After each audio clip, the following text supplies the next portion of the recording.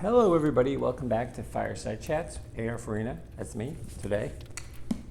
We're back in time. We're back in Sense and Sensibility Town. And today we're going to talk about one of the two heroines of Sense and Sensibility. There's a lot of good characters in this book, but there's co-heroines, there's co-leads. Some people would argue that there's one. I disagree, so we're just going to go that. So there's two sisters that we're going to focus on. There's three Dashwood sisters. There's Elinor, there's Marianne, and there's Margaret. She's a big deal to me, and we'll get around to that down the line. But in this case, we're going to focus on the eldest sister, Elinor. Some people will argue that Marianne Dashwood is the star, is the true heroine, and Elinor is very much a side character. I disagree. She gets just as much space. She gets just as many words. She gets just as many plot points. She's very important. I feel the reason people think that she's not a heroine and that Marianne is the heroine is because Elinor is reserved. Okay? We talked about this in Mansfield Park. It's the same reason people didn't really like Fanny Price in Mansfield Park, because she's too good. She wouldn't be the hero in any other book. So that makes her boring. So Elinor Dashwood, the eldest daughter, isn't the eldest child, and that's the interesting thing about this. So the Dashwoods have an older brother, John, and he inherits because patriarchy. Even though they don't know him, he's from a different marriage, he's got his own life, he's got his own wife, he's got his own son, he's got his own thing, he's made his own fortune, whatever, but his dad he inherits, but his dad makes him promise that he's going to take care of his girls.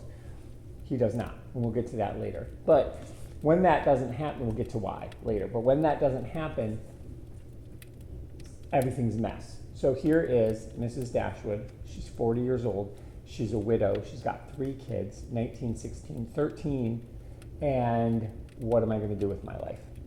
And so Elinor, who at that point is technically an adult, but at that time frame, until you're married, you're not, your property. And so, but she is an adult woman. She has very well read. She's artistic. She has a lot of feelings. But what she does is she takes her feelings, instead of wearing them on her sleeve, she puts them in a box, she puts them in a bag, she puts them in a vault, she closes the door, she loses the combination. Because somebody has to be rational.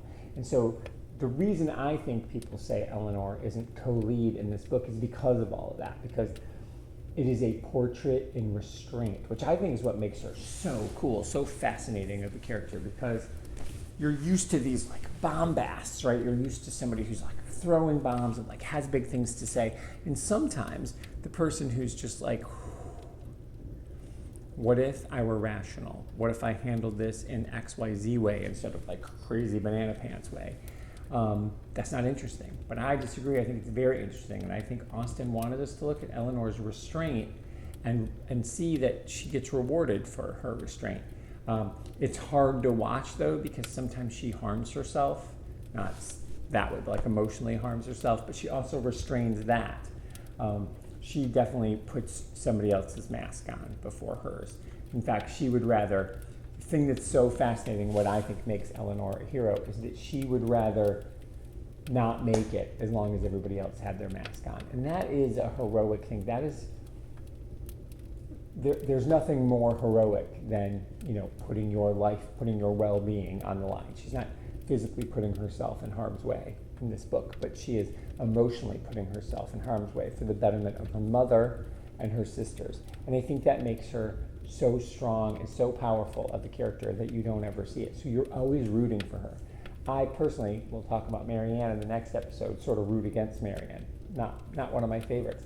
I do like Elinor, but she's a hard nut to crack, as it were, because even the way that Austen writes her is, it's like the feelings are just right there, just like locked away, and you can see them. Then sometimes they bubble to the surface.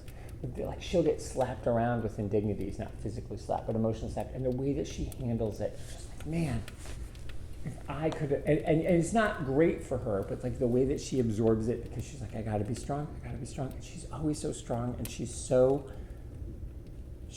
is such a role model. And I think if you were to say, oh, my kid grew up to be like Elinor Dashwood, you'd be like, first of all, is she okay? Is she in therapy? Because she needs to make sure she has somebody to talk to. But secondly, good for her. Way to have courage and grit and to be powerful and to know what you want, but to also not like cheat. She never cuts corners. She just is a really amazing character. So for people who say she's not a hero, I say to you, I say you are wrong. Take a deep look at it.